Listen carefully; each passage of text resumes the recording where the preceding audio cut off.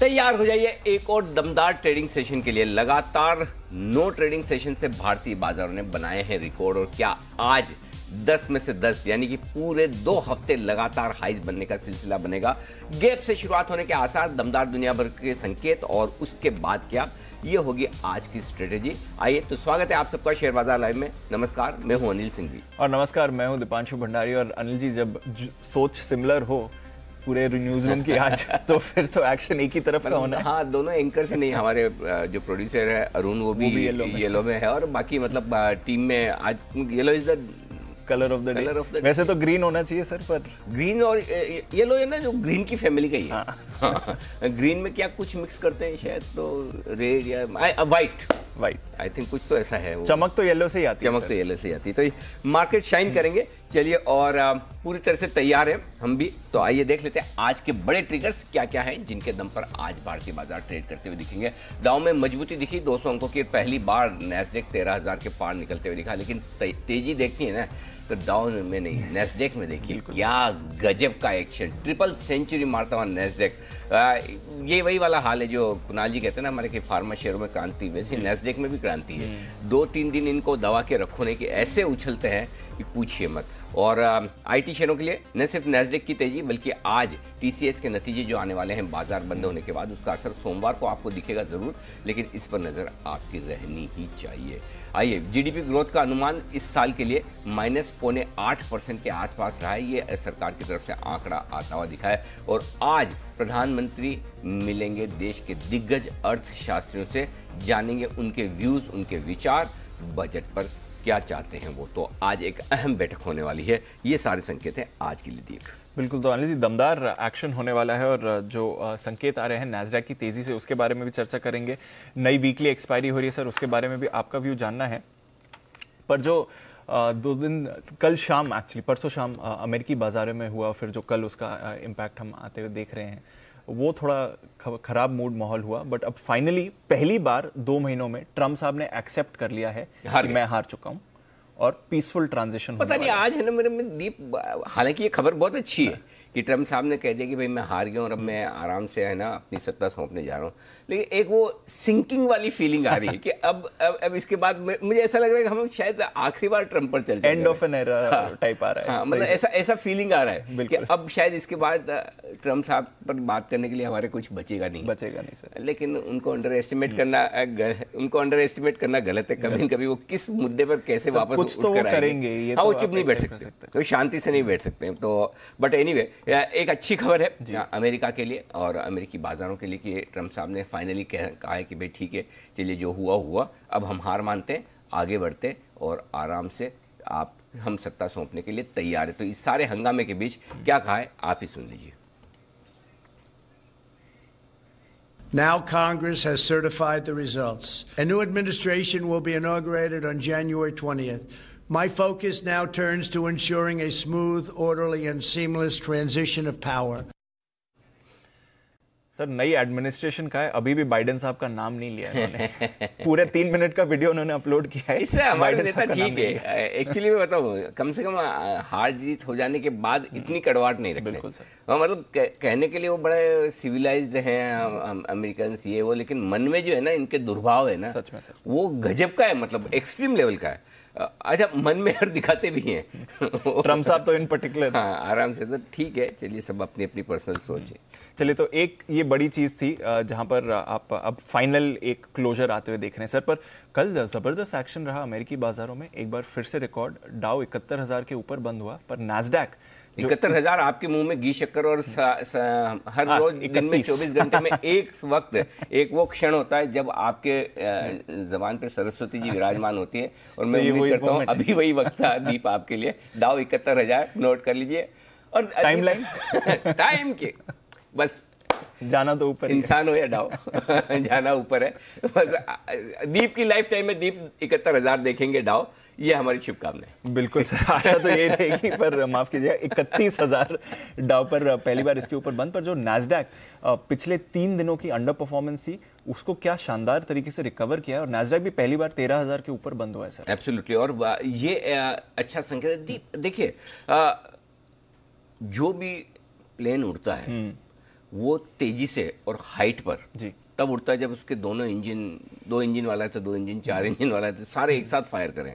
अभी तक ये हो रहा था कि इस बार की रिकवरी को लीड किया पूरा नैस्डैक ने, जी टेक हेवी शेयरों ने। उसके बाद जब कोरोना की वैक्सीन की खबरें आने लगी तो डाउ फ्रंट सीट पर आ गया, जी नैस्डैक पीछे हो गया।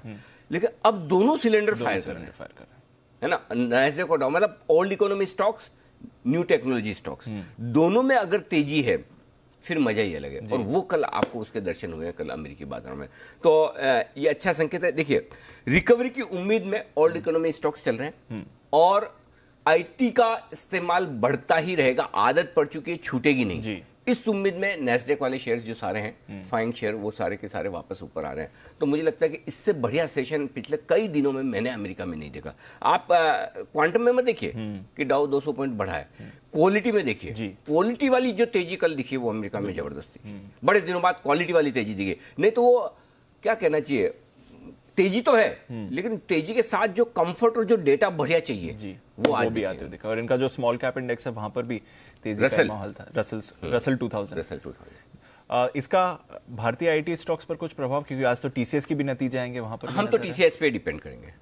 और सबसे बड़ी बात क्या है दीप, नतीजों से पहले उम्मीद के साथ बाजार जा रहा है जी। एक तो ये था कि आपको एक्सपेक्टेशन कम हो और फिर आप रिजल्ट सीजन में जाएं और उम्मीद करें, तो टीसीएस के लिए एक्सपेक्टेशन को बीट कर पाना थोड़ा मुश्किल होगा जी। नंबर्स तो अच्छे आएंगे, इसमें कोई डाउट है ही नहीं। सोमवार सुबह होगा तो हम टीसीएस के रिजल्ट्स पर ट्रेड करेंगे, नैस्डैक की तेजी पर ट्रेड नहीं करेंगे।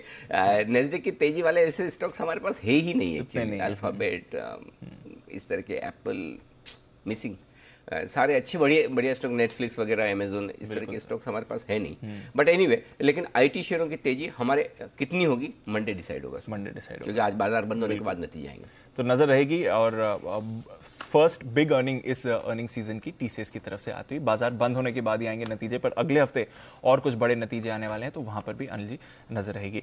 अच्छा सर, आज का सेटअप समझें उससे पहले जो कल ये आखिरी 1-1.5 घंटे का एक्शन हुआ जहां से थोड़ा बाजार में पैनिक तो नहीं बट एक कंसर्न आते हुए दिखा, ये सिर्फ और सिर्फ एक्सपायरी रिलेटेड ही था सर, या कैसे समझें इसको? हाँ, वो तो हम कल बात भी कर रहे थे 3:20 पर भी कि आप अपनी तेजी की पोजीशन को मेंटेन करिए, कोई डरने घबराने की जरूरत नहीं एक्सपायरी के दिन।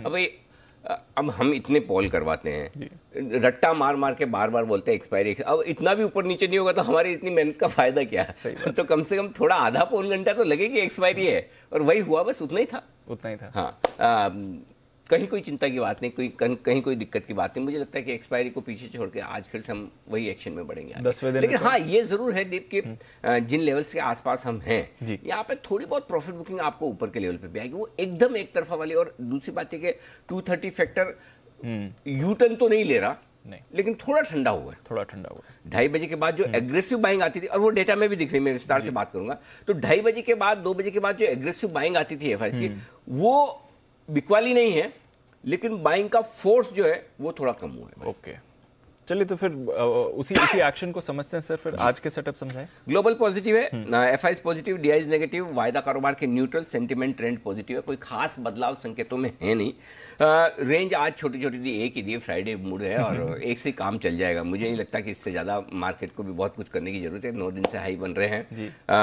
बैंक निफ्टी 14,050, 14,125, कल का सपोर्ट जोन, वो फर्स्ट सपोर्ट जोन 14,125, कल का लो 14,123 है। दीप आप देख लीजिए, फर्स्ट सपोर्ट जोन पे लेना है, वो शब्द पकड़ लीजिए, फर्स्ट। ऊपर में 14,250, 14,325 ऊपरी रेंज है, 14,250 तक की तो दिख रही है, उसके ऊपर की रेंज दिख नहीं रही है, अंदाज से दी है। ओके हाँ, ऊपर का मेरे पास नहीं है, डेटा में भी नहीं बन रहा है। 14,300 हल्की रुकावट का लेवल, तो मैंने 25 पॉइंट ऊपर जोड़ के 14,325 दिया। Okay sir. बैंक निफ्टी 31,700, 31,800 दिन के लिए मजबूत सपोर्ट है, जाएंगे नहीं इसके नीचे, रेंज लिख के रख लीजिए, काम कभी आए तो 31,500, 31,550 इसके नीचे मजबूत ब्लाइंड बाय जोन है। वैसे हम 31,700, 800 को भी नहीं तोड़ेंगे।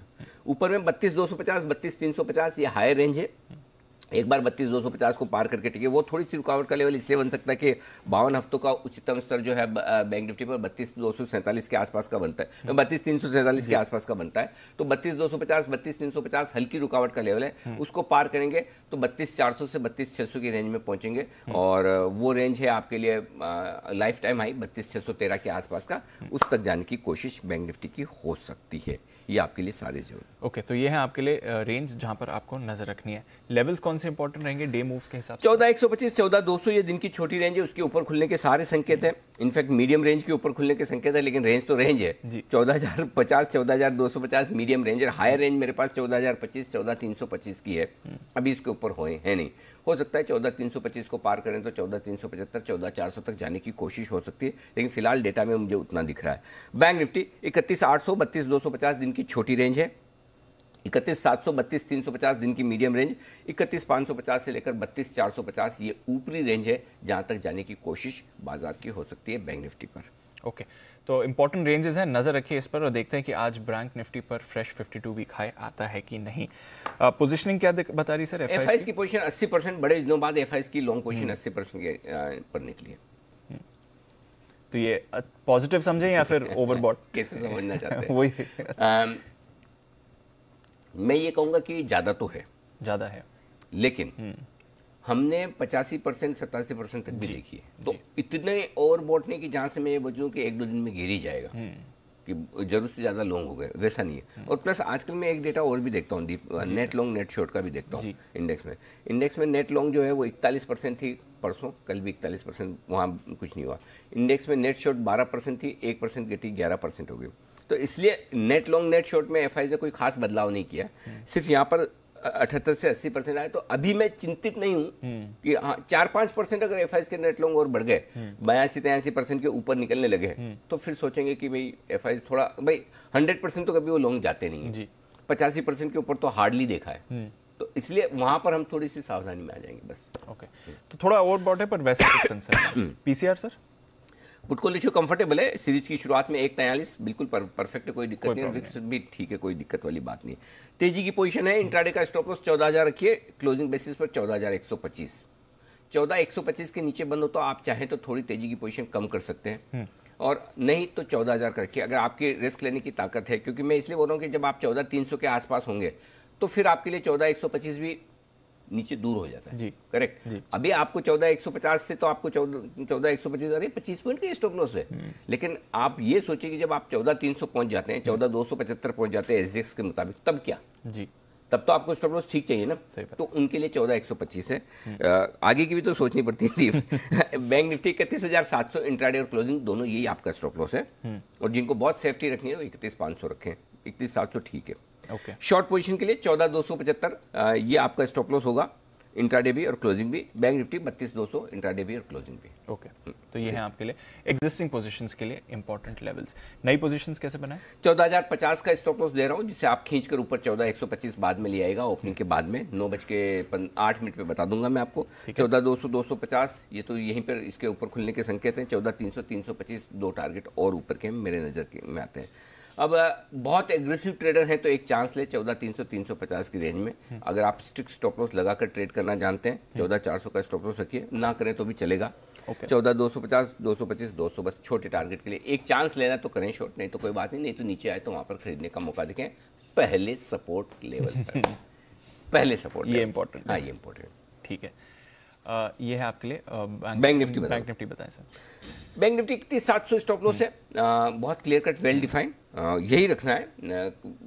बाद में 32,200 पार करने के बाद आप चाहें तो 31,900 के स्टॉप लॉस पे ले आए। ओके, ठीक है।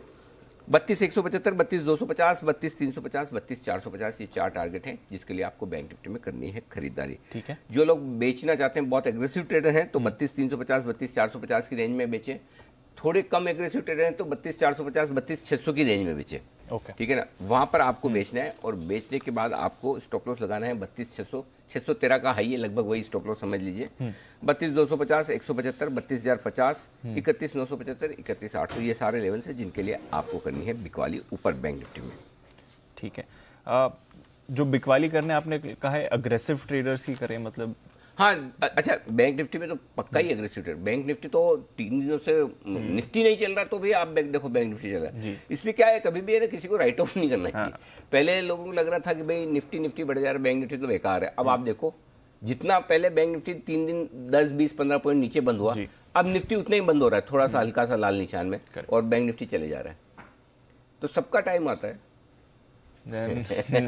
हर इंडेक्स का, और एक और इंडेक्स का टाइम आ रहा है। हाँ, उसके लिए भी सोमवार तैयार है से सर। निफ्टी एफएसआई, हमने नाम ही बदल दिया है, निफ्टी एफएसआई इंडेक्स यानी कि निफ्टी फाइनेंशियल सर्विसेज इंडेक्स, ये सोमवार से लॉन्च हो रहा है। इसके आप वीकली ऑप्शंस ट्रेड कर पाएंगे। अच्छा, इसमें मजे की बात है, इसमें वीकली फ्यूचर्स भी हैं जी। बाकी सब में तो वीकली ऑप्शंस ही हैं निफ्टी और बैंक निफ्टी में, इसमें वीकली फ्यूचर्स भी पहली बार शुरू हो रहे हैं। एंजॉय कीजिए। 15,424 है इसका भाव अभी। तो आज की जो क्लोजिंग होगी वही आज की क्लोजिंग प्राइस बेस पे आपको सोमवार को ट्रेड करना है। 20 शेयरों का इंडेक्स है, 40 का लोट है। मजा आएगा। देखते हैं, अभी जून तक तो इन्होंने टर्नओवर चार्जेस वगैरह फ्री रखे हैं, तो हो सकता है लोग थोड़ा बैंक निफ्टी से उधर शिफ्ट होने की कोशिश करेंगे, भाई यहाँ खर्चा बच रहा है। दूसरा ये कि आर्बिट्राज फंड्स के लिए बढ़िया मौका बनेगा, इधर बास्केट खरीदो, इधर फ्यूचर्स बेचो।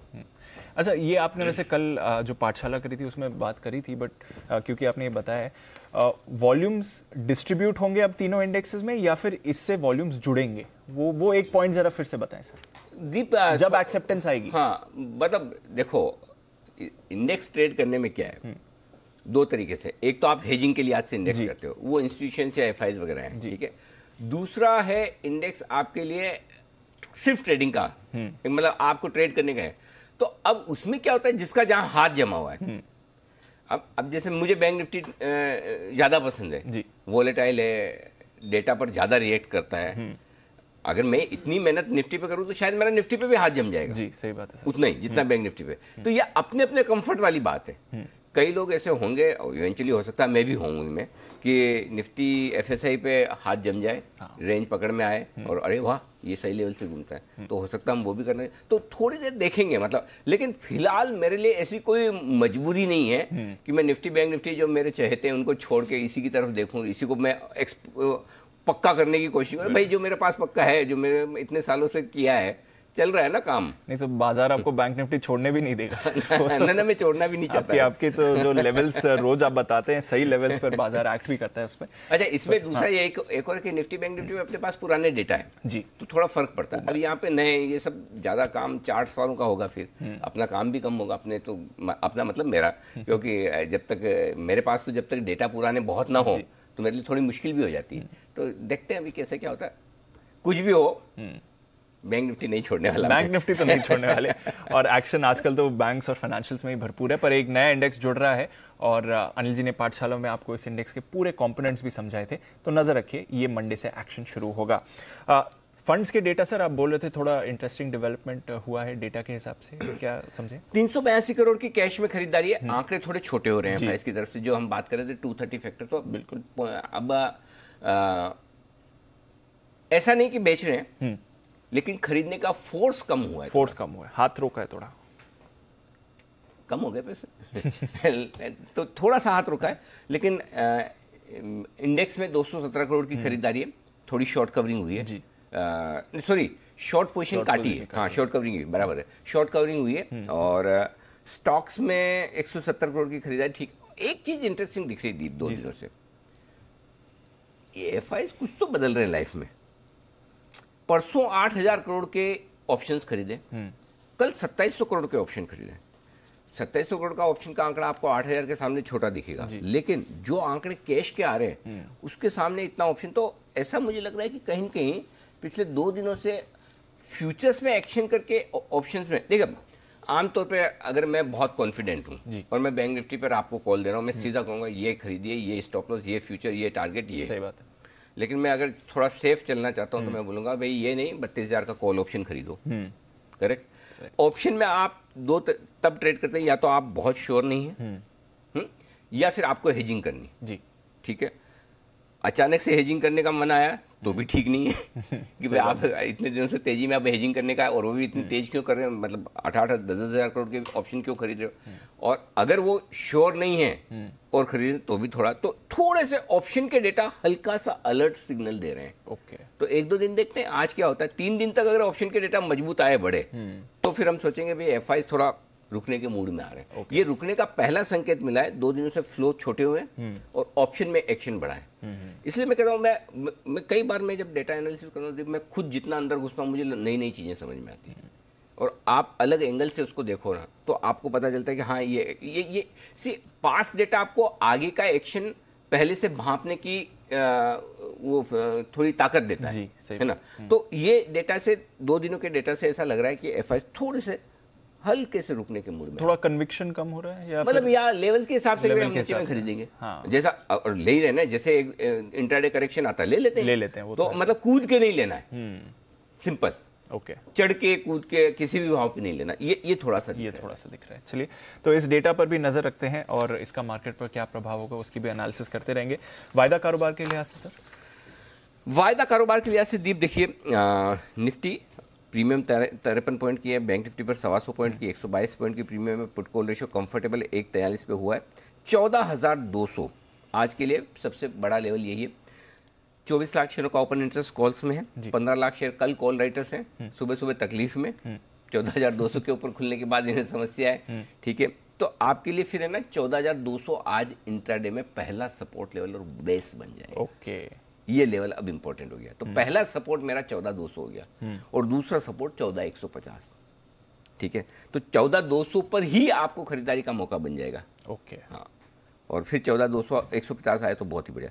14,300 पर हल्की रुकावट है, 23 लाख शेयरों का ओपन इंटरेस्ट वहाँ पर है।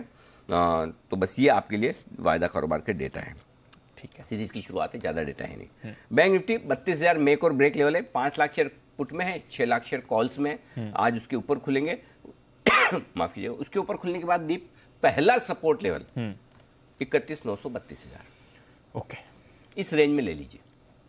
पहले पहला सपोर्ट, ये पहला डिप यही है, ठीक है। पहला सपोर्ट लेवल पे एक और चीज बताता हूँ, किसे लेना चाहिए, जो एग्रेसिव ट्रेडर है। पहला मतलब आप में मतलब मैं आराम से, मतलब मुझे मिला तो ठीक, नहीं मिला तो नहीं मिलेगा, मुझे एकदम एंट्री परफेक्ट चाहिए, उनके लिए नहीं। जो एग्रेसिव ट्रेडर उनके लिए मुझे तो लेना ही है। मैं तो मतलब घर से कसम खा के निकला हूँ, बिना ट्रेड के तो जाऊंगा नहीं वापस वैसा है। तो उनको पहले सपोर्ट लेवल पे ले लेना। पहली कंडीशन तो ये आप एग्रेसिव ट्रेडर होनी चाहिए। दूसरी कंडीशन, आपको नीचे में और एवरेज करने की ताकत होनी चाहिए। ओके, और तीसरी कंडीशन, आपको स्टॉप लॉस फॉलो करना चाहिए। अगर ये 3 चीजें हैं तो आप पहले सपोर्ट लेवल पे एंट्री मार लीजिए, आपको नुकसान नहीं होगा। क्योंकि घूमेगा तो है मार्केट 10 में से 8 बार पहले सपोर्ट से घूमता है, 10 में से 10 बार जो ट्रेंड है दूसरे सपोर्ट से घूमता है। तो दूसरे सपोर्ट तक आपकी और खरीदने की ताकत चाहिए और स्टॉप लॉस उसके नीचे चाहिए। ये आप स्ट्रेटेजी बनाएंगे तो आप सक्सेस फायदा होगा। ठीक है सर, तो नजर रखते हैं फिर एक्शन पर, और इंपॉर्टेंट लेवल्स भी आपके सामने हैं। पहले सपोर्ट पर ध्यान रखिए, जैसा कि हम पिछले कुछ दिनों से बता रहे हैं। आइए आपको बताते हैं और कौन से स्टॉक्स हैं खबरों पर, और ब्रोकरेज एक्शन किधर आ रहा है। हमारी टीम हमारे साथ तैयार है, देवांशी, कुशल और साथ ही आशीष हमारे साथ जुड़े हुए हैं। कुशल, गुड मॉर्निंग, आपसे शुरुआत करते हैं। बताएं आज के अहम ट्रिगर्स और खबरों वाले स्टॉक्स कौन से हैं।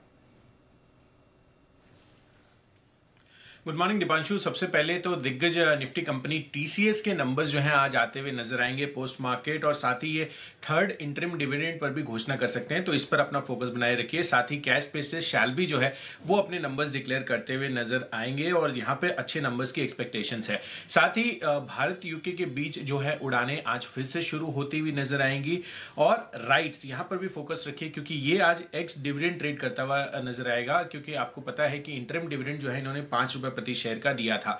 इसके अलावा बायोकॉन, यहां पर काफी पॉजिटिव खबर आती हुई दिखी है। इनकी जो सब्सिडियरी है बायोकॉन बायोलॉजिक्स, उसमें जो है अबू धाबी की कंपनी एडीक्यू ने करीब 1.8% हिस्सेदारी खरीदी है 555 करोड़ रुपए में। इनफैक्ट ये जो ओवरऑल ट्रांजैक्शन हुआ है, ये बायोकॉन बायोलॉजिक्स की जो वैल्यूएशन है वो 30,800 करोड़ पर आकी गई है, और डील के बाद बायोकॉन की कंपनी में जो हिस्सेदारी है वो 89.9% होती हुई दिखेगी। साथ ही इंडिया बुल्स हाउसिंग फाइनेंस पर एक्सक्लूसिव जानकारी हम आपको दे रहे हैं कि यहां पर एक बड़े निवेशक अपोलो पी जो है वो उनके साथ अग्रीमेंट संभव है, और वो करीब 2200 से 2500 करोड़ रुपए जो है इस डील में हो सकते हैं, इस डील में वो खरीद सकते हैं, और बोर्ड में इनको 2 सीट्स भी मिलती हुई नजर आएंगी। इनफैक्ट ये जो प्राइसिंग है आप देखिए, मौजूदा भाव 234 रुपए का है, 275 से 300 रुपए प्रति शेयर पर जो है ये डील संभव है। अब देखना होगा कि ये कितनी जल्दी होती है, और प्रमोटर्स जो है करीब 4% हिस्सेदारी और 16% प्रेफरेंशियल अलॉटमेंट जो है वो देते हुए नजर आएंगे। तो बड़ी खबर जो है इंडिया बुल्स हाउसिंग फाइनेंस के लिए आती हुई दिख रही है। साथ ही वोडाफोन आइडिया, यहां पर एजीआर बकाये पर वोडाफोन आइडिया जो है फिर से उन्होंने सुप्रीम कोर्ट का दरवाजा खटखटाया है। उन्होंने ये चीज कही है कि जो उनकी तरफ से कैलकुलेशन आ रहा है वो करीब एजीआर बकाये का 21,533 करोड़ का आ रहा है। वहीं डीओटी ने कुल मिलाकर करीब 58,254 करोड़ रुपए मांगे हैं। तो फिर से रिकैलकुलेशन के लिए उन्होंने सुप्रीम कोर्ट में जो है अपनी अर्जी दायर की है। तो अब देखना होगा कि यहां पर आगे क्या प्रतिक्रियाएं बनती हैं। और अंत में भारत रसायन, यहां पर 12 जनवरी को बायबैक पर बोर्ड बैठक होने वाली है, तो काफी इंपॉर्टेंट ट्रिगर इस स्टॉक के लिए बनता हुआ दिख रहा है। ओके, तो भारत रसायन पर नजर रखिए। बायबैक की खबरें आ रही हैं और वोडाफोन आइडिया, एयरटेल के बाद अब ये भी सुप्रीम कोर्ट पहुंच चुकी है एजीआर बकाया को लेकर। देवांशी, गुड मॉर्निंग, बताएं क्या है खबरें? Good morning Deepanshu. आज सबसे पहले जितनी भी टाइटन है, टीवीजी है, ज्वेलरी स्टॉक्स हैं, ये इनके लिए थोड़ी सी नेगेटिव खबर आती हुई दिख रही है, क्योंकि सरकार की तरफ से एक नोटिफिकेशन जारी होते हुए दिखा है जिसमें 2 लाख से ज़्यादा पर पहले केवाईसी देना पड़ता था, लेकिन अब अगर आप 2 लाख से कम भी ज्वेलरी खरीदते हैं तो आपको केवाईसी देना अनिवार्य होगा। और इसी के चलते आप देखिए ज्वेलरी स्टॉक्स पर आज नेगेटिव रिएक्शन देखने मिल सकता है। राणे होल्डिंग्स पर नजर रखें, जहाँ पे सब्सिडरी राणे मद्रास लिमिटेड में कंपनी ने करीब 3% हिस्सेदारी बढ़ा दी है। जो वारंट्स थे उनको इक्विटी में कन्वर्ट कर दिया और इसी के चलते उनकी जो अब कुल होल्डिंग है वो 63.4% से बढ़कर 66.5% पर होती हुई दिखेगी। टाटा पावर एक एक्विजिशन कंपनी ने किया है टीपी वेस्टर्न ओडिशा डिस्ट्रीब्यूशन और साथ ही साउथ ओडिशा डिस्ट्रीब्यूशन लिमिटेड में उन्होंने करीब 51% हिस्सा खरीदा है, जहां पे वेस्टर्न ओडिशा में 255 करोड़ में हिस्सा खरीदा है और वहीं साउथ ओडिशा में करीब 127 करोड़ में 51% स्टेक इन्होंने खरीदा है। इसके चलते इनके जो डिस्ट्रीब्यूशन सर्कल्स हैं वो बढ़ते हुए दिखेंगे, इनकी आय में बढ़ोतरी होती हुई दिखेगी। स्ट्राइड्स फार्मा, आदित्य पुरी ने स्ट्राइड्स ग्रुप को सलाहकार के तरीके से अब नियुक्त होते हुए दिखे हैं। वहीं उनकी जो एक कंपनी है सोलिस बायो फार्मा, उनमें वो डायरेक्टर की पोस्ट पर अब जुड़ते हुए दिखे हैं, तो इस पर भी आप नज़र रखें। और साथ ही NHPC पर आज नज़र रहेगी, जहाँ पे NCLT से रेजोल्यूशन प्लान को मंजूरी मिल चुकी है। 165 करोड़ के जल पावर कॉर्पोरेशन के रेजोल्यूशन प्लान को NCLT से अब मंजूरी मिली है, एक्विजिशन करते हुए दिखेंगे। और इसके अलावा आज होम फाइनेंस कंपनीज पर नजर रखें, क्योंकि होम फर्स्ट फाइनेंस के IPO अब 4 से 8 हफ्ते में आने की तैयारी है। OFS के जरिए करीब 800 और कुल मिला के करीब 1000 करोड़ का ये IPO होता हुआ दिखेगा, तो इस पर नजर रखें। और आखिर में आज बड़े सौदों में IDFC लिमिटेड, इस पर नजर रखनी होगी। अबेकस इमर्जिंग फंड ने करीब 1 करोड़ शेयर्स खरीदे हैं 38.75 रुपीस प्रति शेयर के भाव पर। मॉर्गन स्टैनली एशिया ने भी करीब 1.32 करोड़ शेयर्स खरीदे हैं। एविंडस एब्सोल्यूट रिटर्न फंड ने 1.5 करोड़ शेयर्स खरीदे और वहीं पे सिपेंडन इन्वेस्टमेंट फंड ने 8 करोड़ शेयर्स बेचे हैं। लेकिन ये ब्लॉक डील के चलते IDFC लिमिटेड ये स्टॉक है जो आज फोकस में रहेगा। ओके, तो IDFC लिमिटेड पर नजर रखिए। कुछ दिग्गज निवेशक इस स्टॉक पर एंट्री लेते हुए दिखे हैं। आइए आपको बता देते हैं आज ब्रोकरेजेस का क्या कहना है FIR में।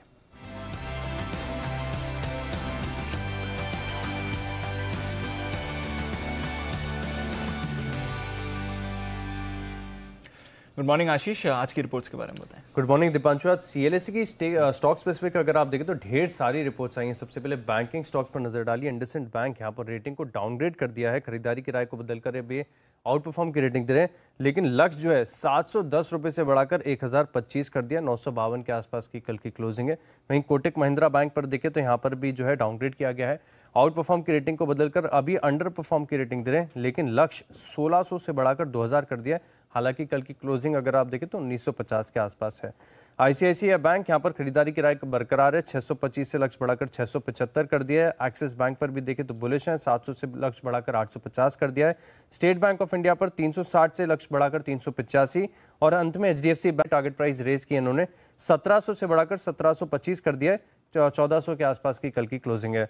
इसके अलावा ढेर सारे फार्मा स्टॉक्स भी हैं जहां पर CLSE की रिपोर्ट आई है। सबसे पहले ये देखिए कि इन्हें जो है सन फार्मा, कैडिला और डॉक्टर रेड्डीज ये पूरे सेक्टर में सबसे ज्यादा पसंद आ रहे हैं। सन फार्मा पर खरीदारी की राय है, लक्ष्य 710 से बढ़ाकर 750 कर दिया, 600 कल की क्लोजिंग है। कैडिला पर भी बुलिश है, 540 से लक्ष्य बढ़ाकर 580। डॉक्टर रेड्डीज 6050 से लक्ष्य बढ़ाकर 6330 कर दिया है। बायोकॉन पर अभी भी नेगेटिव है, बिकवाली की राय को बरकरार रखा है, 250 से लक्ष्य बढ़ा दिया है। ओके, फाइनली लेकिन सिर्फ 10 रुपए। ओके, 250 से लक्ष्य बढ़ाकर सिर्फ 260 का लक्ष्य। और आज 10 रुपए बाइकॉन बढ़ जाएगा खबर पे। इन्होंने जितना लक्ष्य बढ़ाया उससे ज्यादा मार्केट प्राइस बढ़ जाएगी।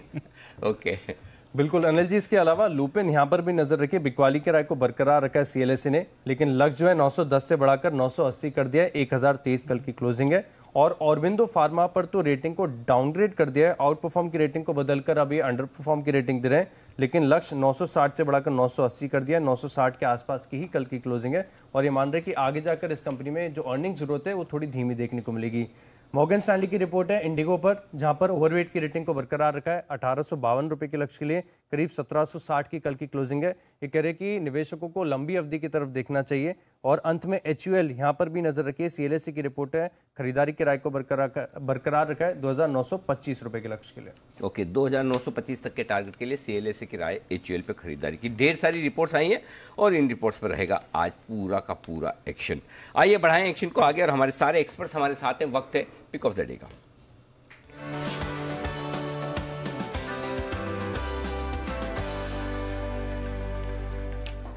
वागले साहब गुड मॉर्निंग, करिए शुरुआत। Anil ji good morning, Deepanshu good morning. आज भी मैंने ज्यादा किया नहीं है क्योंकि कल का जो काम किया था वो मुझे लगता है आज हमारे लिए चलना चाहिए जी।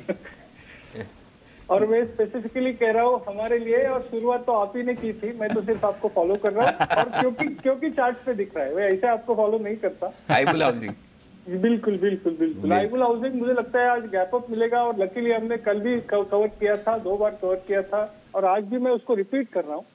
कैश के लेवल से 230 का मेरा स्टॉप लॉस है, 234 का कैश में बंद है। और अनिल जी आइबुल हाउसिंग का एक टिपिकल पैटर्न होता है, पहले वो एक बार ट्रैप करता है, कल जैसे कि 239 तक चला गया, फिर वापस क्लोज में 235 आया, तो वो एक्सेलेंट अपॉर्चुनिटी था। हमने बार बार कहा था कि नीचे आए तो डरिए मत, होल्ड करिए। 230 के ऊपर जब तक ये रहेगा स्ट्रेंथ है, मुझे लगता है आज गैप अप होना चाहिए। मेरा 230 का स्टॉप लॉस है, 250 252 का टारगेट है, शायद आ जाएगा या मे बी आज और मंडे में आ जाना। बिल्कुल, आज या मंडे तक 250-52 की तैयारी। और आज जी बिजनेस ने एक बड़ी और एक्सक्लूसिव खबर भी की है जो 9 बजे आपके सामने आएगी स्वाति की तरफ से, कि किस तरह से आइबुल हाउसिंग फाइनेंस में बड़े इन्वेस्टर्स इक्विटी खरीदने की तैयारी में। और हो सकता है जिस तरह से आइबुल रियल एस्टेट में प्रोमोटर बदल गए, हो सकता है बाद में वहां पर भी इसी तरह का एक्शन आगे चलते हुए होता हुआ नजर आए। तो ये एक बड़े फोकस वाला स्टॉक रहेगा आज और चार्ट्स पर बेहद दमदार मजबूत ब्रेकआउट के संकेत आते हुए दिखे। तो इसलिए वागे साहब मैं ये मान के चलूंगा कि आपने काम किया है, काम नहीं किया ऐसा नहीं है। आइबुल हाउसिंग में तो वैसे भी आपका कोई हाथ पकड़ नहीं सकता। आइए कुणाल जी गुड मॉर्निंग, बताएं सर आपका पिक ऑफ द डे।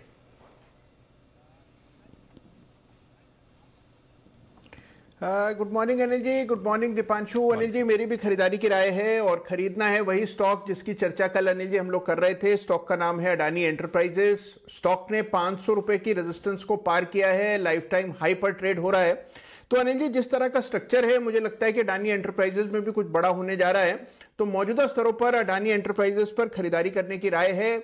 यहां पर 502 503 के आसपास एक स्टॉप लॉस रख लें। मेरी राय में अनिल जी ये स्टॉक बहुत तेजी से आपको 540 545 के लेवल्स दिखाता हुआ नजर आएगा।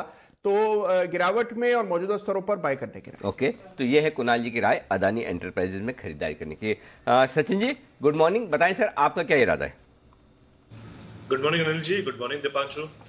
अनिल जी यहाँ पर इरादा तो खरीदारी करने का ही है एंड स्टॉक मैंने चुना है ब्रिटानिया। लगभग अगर हम इसका स्ट्रक्चर देखें तो पिछले 17 दिनों से एक लो टॉप लो बॉटम सीक्वेंस रही थी। क्लियरली वहाँ पर अगर सपोर्ट्स की बात करें तो अपने 200 डे एक्सपोनेंशियल मूविंग एवरेज के आसपास इसने कल का स्विंग बनाया है एंड वहाँ से एक अच्छी रिकवरी नजर आई है। ऑप्शंस का डेटा देखें तो वहाँ पर भी एक काफी बड़ा कॉन्फिडेंट बेस बना हुआ है पुट राइटर्स का 3500 के आसपास। एंड जिस तरीके से इसने ये ओवरऑल क्लस्टर दिखाया है, यहाँ पर कैंडलस्टिक्स पर भी एक homing pigeon kind of bullish pattern establish हो चुका है। तो मुझे लग रहा है कई जाकर एक अच्छे बेस के आसपास स्टॉक अभी मिल रहा है। काफी बड़े गिरावट के बाद ये पर्टिकुलर ऑब्जर्वेशंस आ रहे हैं, तो मुझे लग रहा है काफी अच्छी क्विक मूवमेंट हो सकती है।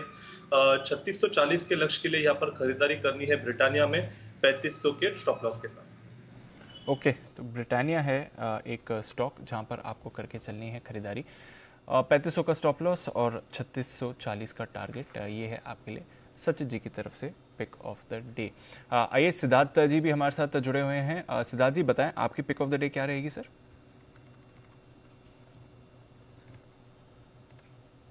Good morning Anil ji, good morning Dipanshu. Pick of the day जो आज है वो नारा होगा जय जवान जय किसान। जब किसानों की बात करते हैं तो ट्रैक्टर्स से नहीं बाहर हो सकते हैं, और ये कंपनी है एस्कॉर्ट्स। एस्कॉर्ट्स पे मेरी खरीदारी की राय है। हमारा जो टारगेट होगा 1423 का है।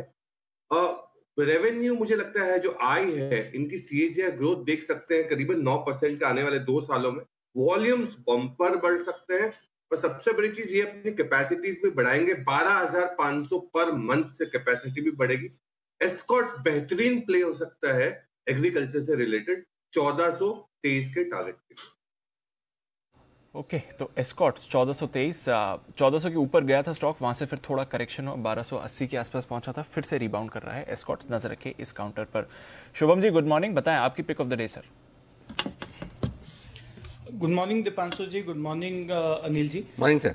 आज का जो पिक ऑफ द डे है मुझे लगता है कि आज जो ब्रेकआउट एक आता हुआ दिखा था कल भी, वो था जुबिलेंट फूड पे, और यहाँ पे एक फॉलो अप बाइंग आज आता हुआ दिख सकता है। तो पिछले काफ़ी समय से हम देख सकते हैं कि जुबिलेंट फूड में एक कंसोलिडेशन देखने को मिल रहा था, लेकिन कल का प्राइस एक्शन में वो कंसोलिडेशन के ऊपर स्टॉक ने क्लोजिंग दिया है। और डेरिवेटिव डेटा में अगर हम देखें तो कंसिस्टेंटली यहाँ पे लॉन्ग अनवाइंडिंग का साइकिल चलता जा रहा है, और अपर लेवल्स पे जितने भी कॉल राइटर्स थे 2900 और 3000 के स्ट्राइक पे, वहाँ पे कल अनवाइंडिंग देखने को मिला। तो मुझे लगता है ये सारे डेटा पॉइंट पॉजिटिव है। तो 2900 के स्ट्राइक का जो कॉल ऑप्शन है जुबिलेंट फूड का, वो लगभग 96 रुपये के आसपास क्लोज हुआ था। इस कॉल ऑप्शन को खरीदने की राय है। यहाँ पे लक्ष्य होगा 125 रुपये का, और एक स्टॉप लॉस मेंटेन करे 80 रुपये पे। तो आज का जो पिक है वो है जुबिलेंट फूड। ओके तो जुबिलेंट फूड पर कन्विक्शन आ रहा है शुभम जी की तरफ से, और कल कुछ पॉजिटिव ब्रोकरेज कमेंट्री भी आई थी इस काउंटर के लिए, नजर रखिए उस पर भी। सुमित जी गुड मॉर्निंग, बताएं pick of the day sir. Good morning Dipanshu, pick of the day के तौर पे मेरे को लग रहा है कि डॉक्टर रेड्डी पे नजर रखना चाहिए। डॉक्टर रेड्डी यहाँ से एक अच्छा अपसाइड मूव दिखा सकता है। डॉक्टर रेड्डी में 5270 के आसपास लॉन्ग पोजीशंस इनिशिएट करके चलने का सलाह रहेगा। नीचे में 5200 के नीचे का आसपास स्टॉप लॉस लगाए 5190 5200 के आसपास का। और डॉक्टर रेड्डी मेरे को ऐसा लग रहा है कि यहाँ से एक अच्छा अपसाइड मूव दिखाना चाहिए, जिसमें 5350 से 5400 के इमीडिएट टारगेट बनेंगे, और 5400 का लेवल अगर ऊपर में टूटता है तो फिर ये रैली एक्सटेंड होगी, और 5550 रुपए तक के लेवल आने वाले दिनों में डॉक्टर रेड्डी में देखने को मिलेंगे। तो पिक ऑफ द डे के तौर पर डॉक्टर रेड्डी में लॉन्ग पोजीशंस इनिशिएट करके चलने का सलाह रहेगा। ओके तो डॉक्टर रेड्डी पसंद आ रहा है सुमित जी को, नजर रखिए फार्मा काउंटर्स में लगातार हम एक्शन देखते जा रहे हैं। बंसल जी गुड मॉर्निंग, बताएं आपने क्या चुना है पिक ऑफ द डे के लिए। Good morning Deepanshu, good morning Anil ji. मेरा पिक ऑफ द डे है मोतीलाल ओसवाल। मोतीलाल ओसवाल पे खरीदारी की राय है। 628 का स्टॉप लॉस है, और 671 के टारगेट के लिए मोतीलाल ओसवाल को खरीदने की राय है। ओके तो नजर रखिए इस काउंटर पर। कल बड़ा एक्शन भी आते हुए दिख रहा था इस चार्ट पर, और कुछ हाई वॉल्यूम ट्रेड्स होते हुए दिखे हैं मोतीलाल ओसवाल पे, तो ये स्टॉक आज फिर से आपको एक्शन में दिख सकता है। चलिए एक्शन के बारे में और बात करें। TCS सिद्धार्थ जी, आपने पहले इस स्टॉक को रेकमेंड किया, और जिस दिन आपने एक बार रेकमेंड किया था एक बड़ा उछाल भी आया था। आज आने वाले हैं नतीजे, एक तो नतीजों के लिहाज से बताएं क्या एक्सपेक्ट कर रहे हैं, और इन लेवल्स पर TCS खरीदने पर कंफर्ट रहेगा सर?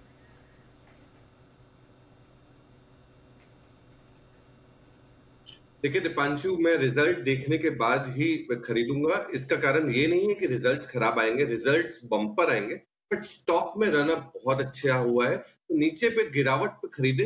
दूसरी चीज, रिजल्ट में कांस्टेंट करेंसी में अच्छा ग्रोथ देखने मिलेगा, मार्जिन में एक्सपेंशन होगा, रिजल्ट्स भी अच्छे होंगे। बट कोई अगर विकल्प ढूंढना हो ये स्पेस में तो वो होगा इन्फोसिस। 13 तारीख को नतीजे आ रहे हैं, मुझे लगता है इन्फोसिस बहुत बड़ा सरप्राइज कर सकता है नतीजों के लिहाज से। इन्फोसिस पे हमारी खरीदारी की राय है, ये लेवल्स पे भी 1385 का टारगेट। ओके तो 1385 के टारगेट के लिए इन्फोसिस पर खरीदें। TCS वर्सेस इन्फोसिस में फिलहाल इन्फोसिस पर प्रेफरेंस ज्यादा है सिद्धार्थ जी की तरफ से। अगले वेडनेसडे आने वाले हैं इनके नतीजे। एक कैश स्टॉक और जिसके नतीजे आएंगे, सुमित जी जरा शैल्बी के चार्ट्स देखें, यहाँ पर नतीजों का इंतजार है। हमने देखा है कि जितने भी स्टॉक्स हैं हॉस्पिटल सेक्टर से, वहां पर एक्शन वैसे तो भरपूर रहा है। शैल्बी पर कोई इंटरेस्ट सुमित जी? दीपांशु, शैल्बी के अंदर कंटिन्यू तेजी का मूव देखने को मिल रहा है। पिछले 10 दिनों में स्टॉक ने लोअर लेवल से ऑलमोस्ट 30% का अपसाइड मूव दिखा दिया है। चार्ट्स के ऊपर देख के लगता है कि रैली एक्सटेंड हो सकती है। 130 के ऊपर ये सस्टेन करता है 1-2 दिनों के लिए, तो स्टॉक में यहां से मोमेंटम और बढ़ेगा, और ऊपर का लेवल देखने को मिलेगा, जिसके अंदर ऊपर में फिर जो टारगेट्स देखने को मिल सकते हैं वो करीब 138 रुपए से लेके 145 रुपए तक के देखने को मिल सकते हैं। तो शैल्बी लिमिटेड में लॉन्ग पोजीशंस होल्ड करके चले, ट्रेलिंग स्टॉप लॉस का यूज करें जो कि 124-125 के आसपास लगाना है, और ऊपर में फिर 140-145 रुपए तक के लेवल जल्दी ही शैल्बी में देखने को मिल सकते हैं। ओके तो ये हैं आपके लिए आज के दो नतीजे। ऑफ कोर्स दिग्गज TCS पर नजर रहेगी, बाजार बंद होने के बाद आएंगे इनके नतीजे। बायोकॉन, बंसल जी, इनकी जो बायोकॉन बायोलॉजिक्स सब्सिडरी है लगातार फोकस में रहती है। फ्रेश फंड रेजिंग करी है, 555 करोड़ रुपए की 1.8% हिस्सेदारी एडीक्यू ने खरीदी है।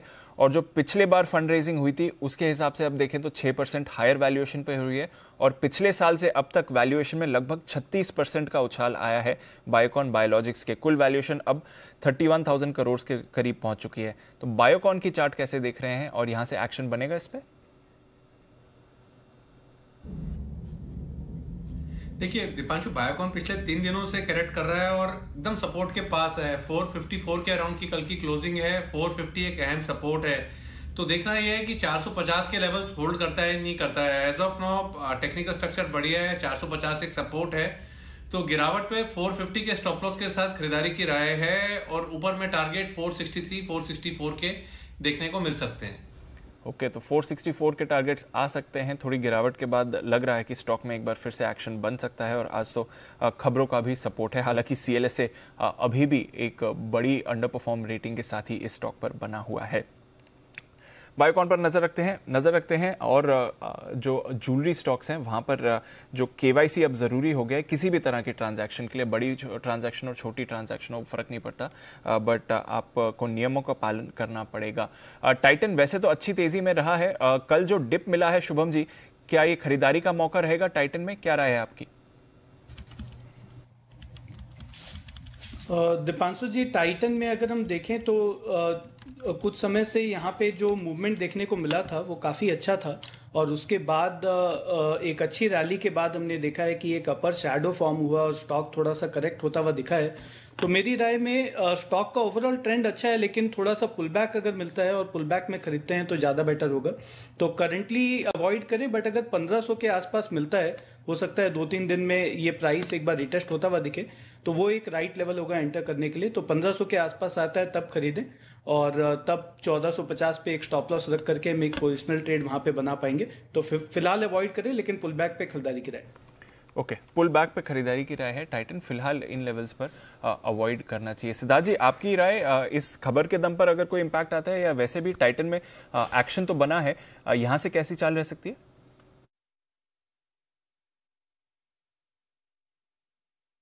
देखिए दीपांशु, ये टाइटन जो है वो ऑर्गेनाइज प्लेयर का लीडर है। तो मुझे लगता है कि ये खबर बहुत बड़ा इम्पैक्ट नहीं करेगी इसके ऊपर, क्योंकि ऑर्गेनाइज प्लेयर ज्वेलरी स्पेस में ही अब अग्रसर होंगे, इसी में ही रेवेन्यू आएगा। तो मैं मानता हूं कि टाइटन पे हमारा व्यू अभी भी पॉजिटिव है, बढ़िया कंपनी है, आप बिल्कुल बने रह सकते हैं इसमें। ओके, तो बने रह सकते हैं टाइटन पर।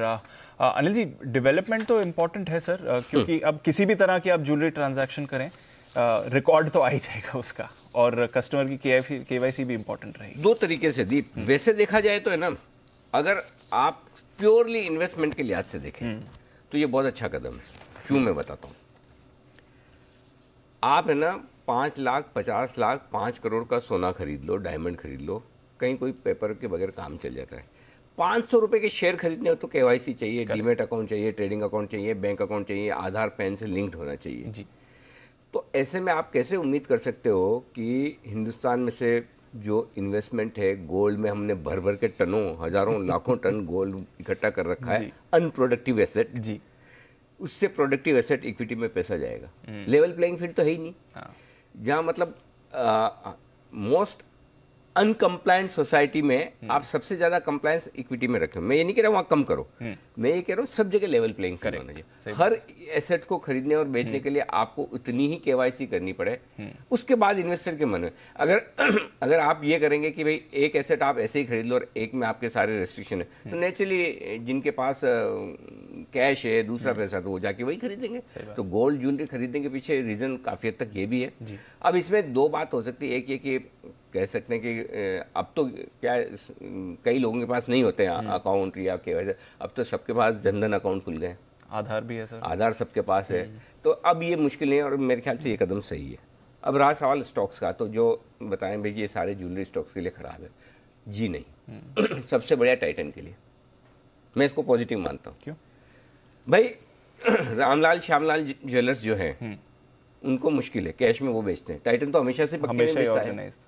टाइटन जैसे ऑर्गेनाइज ज्वेलरी वाले जो हैं, ये तो हमेशा से आप 2 लाख का आप खरीदेंगे, आपसे पैन कार्ड वगैरह तुरंत लेंगे। और पैन कार्ड लेने के लिए फॉर्मेलिटी के लिए नहीं लेते, बाकायदा मैच करके देखते हैं। बिल्कुल, हाँ भाई ये दीप की फोटो दीप ही खरीद रहे हैं, बिल्कुल पूरा प्रोसेस। तो हाँ प्रॉपर तरीके से, तो इनके लिए तो अच्छा है। जो अनऑर्गेनाइज ज्वेलर्स हैं उनके लिए थोड़े समय तक मुश्किल रहेगी, लेकिन धीरे धीरे वही है ना, पहले 2 लाख का इतना विरोध हुआ, क्या हुआ, अब सबकी हैबिट होगी जी, अब इसकी भी हो जाएगी। तो थोड़ा एक्शन ऑर्गेनाइज्ड में और बढ़ सकता है मेरे हिसाब से, तो बढ़ेगा। जब आपको भाई सिंपल चीज है, आप है ना टाइटन के नाम, क्वालिटी और जो आपको भरोसा है, वो छोड़ के किसी दूसरे ज्वेलर्स के पास काफी हद तक इसलिए भी जाते हैं, यहाँ कैश नहीं लेता, वहाँ कैश लेता। बिल्कुल सही बात है, ये फैक्ट है। सही बात। तो अब वो वाली चीज खत्म हो जाएगी। इवन तो मुझे तो टाइटन के लिए अच्छी लगती खबर, मेरे हिसाब से तो टाइटन के लिए कहीं खराब नहीं है, अच्छा ही है। और स्टॉक भी एक्शन में रहा है सर पिछले कुछ हफ्तों से। तो हाँ, जो स्टेब्लिश प्लेयर हैं, ब्रांडेड प्लेयर हैं, उनके लिए अच्छा ही है। सर्वाइव तो छोटे वालों को करना है। सही बात है सर, तो कंप्लायंस बढ़ेगी, ऑर्गेनाइज प्लेयर्स के लिए बेहतर रहेगा। नजर रखते हैं टाइटन पर किस तरह का एक्शन आएगा, और पिछले कुछ दिनों से हम देख भी रहे हैं कि स्टॉक पर अच्छा एक्शन बना है।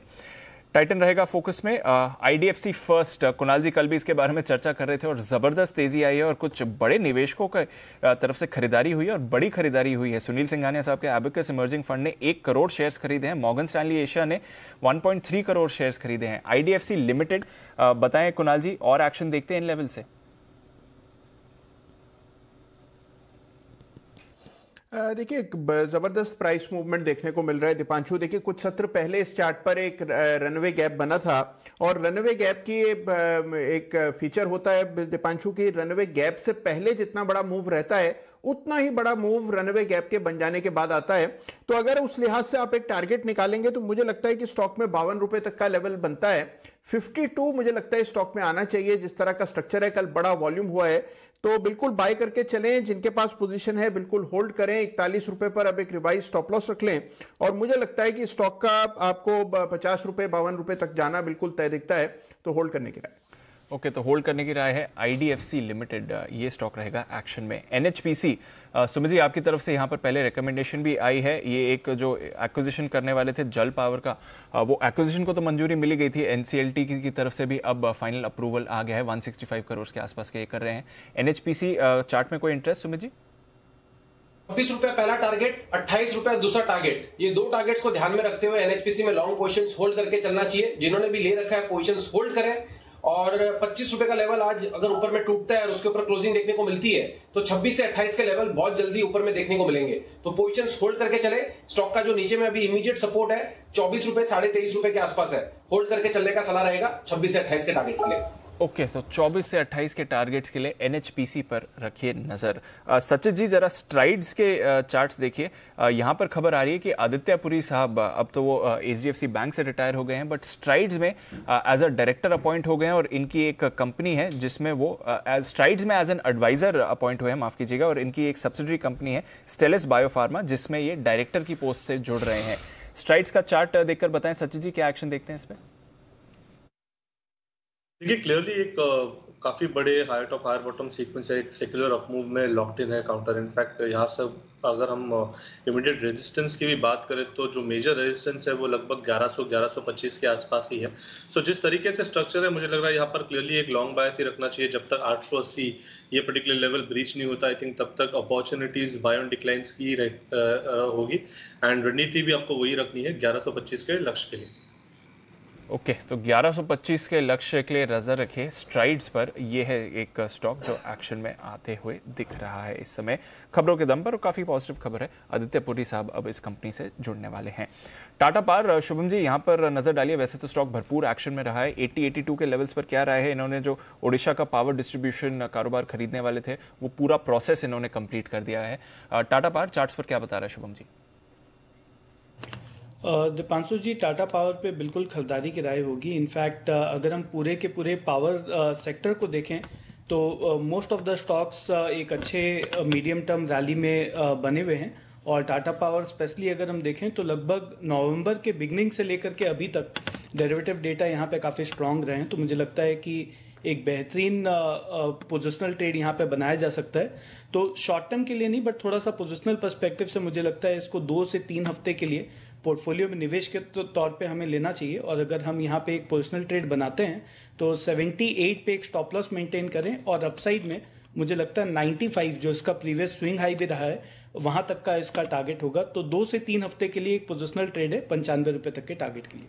ओके, तो ये है टाटा पावर पोजिशनल बेसिस पर 95 के टारगेट्स के लिए नजर रखिए इस काउंटर पर। सिद्धार्थ जी, HUL CLSA ने तो आज ऑलमोस्ट 3000 के करीब का लक्ष्य दिया है, 2925 का इन्होंने टारगेट दिया है। और जो हम देख रहे हैं बाकी FMCG कंपनीज की तरफ से भी जो अपडेट्स आए हैं वो काफी मजबूत रहे हैं।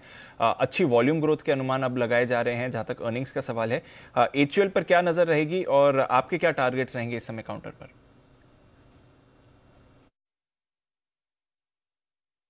देखिए दीपांशु, HUL पे हमारा जो टारगेट है वो बहुत करीब है अभी के प्राइस से, तो टारगेट का रिवीजन इस क्वार्टर के नतीजों के बाद करेंगे।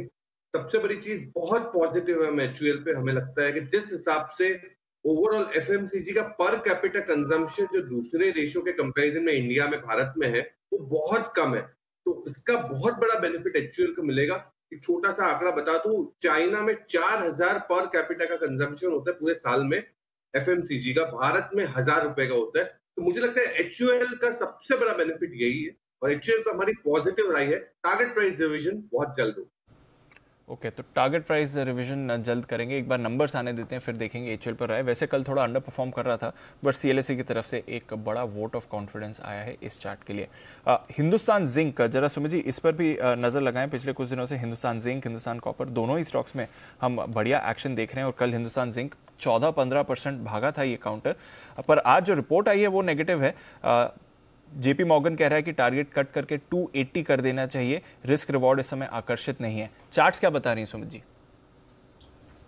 कुछ एक्स्ट्रा ऑर्डिनरी मूव देखने को मिला है दीपांशु हिंदुस्तान जिंक के अंदर। जनरली ये स्टॉक ऐसा मूव देता नहीं है, साइडवेज चलता है, लेकिन कल का मूव और लास्ट 3 दिनों का मूव कुछ और ही कहानी बयां कर रहा है स्टॉक के बारे में। तो एक स्ट्रॉन्ग अप मूव देखने को मिला है, तो हो सकता है थोड़ा सा साइडवेज, थोड़ा सा कंसोलिडेट करें, हो सकता है नीचे में 290-300 के लेवल देखने को मिले।